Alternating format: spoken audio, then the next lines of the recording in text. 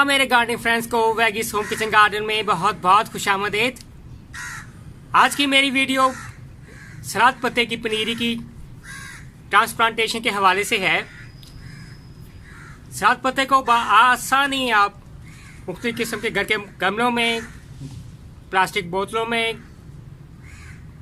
Round terracotta pot में, आप घर की मुख्तलिफ क्यारियों में आप लगा सकते हैं, क्योंकि सलाद पत्ते की जो रूट्स हैं इतनी गहरी नहीं होती हैं, बआसानी लग जाती है और मुख्तलिफ किस्म की आपकी जो सैलड्स में जौन सा यूज़ होती हैं। और आज से 20 दिन पहले सलाद पत्ते के जौन सा है मैंने बीज लगाए, और आज इस वक्त 20 दिन के बाद इस वक्त सलाद पत्ते की मेरी पनीरी है इस वक्त बिल्कुल हेल्थी और फ्रेश जो पनीरी है बिल्कुल तैयार है ट्रांसप्लांटेशन के हवाले से।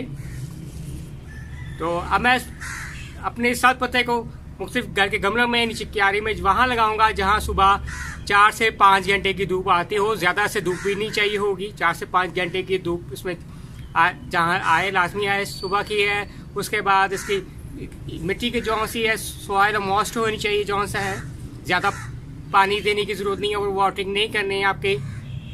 और ट्रांसप्लांट करने के बाद इसमें शुरू में ज़रा थोड़ा सा इसका लिक्विड फर्टिलाइजर देनी हो तो नाइट्रोजन का ख्याल करें, ताकि हेल्थी जो थोड़े से इसकी ग्रोथ हो।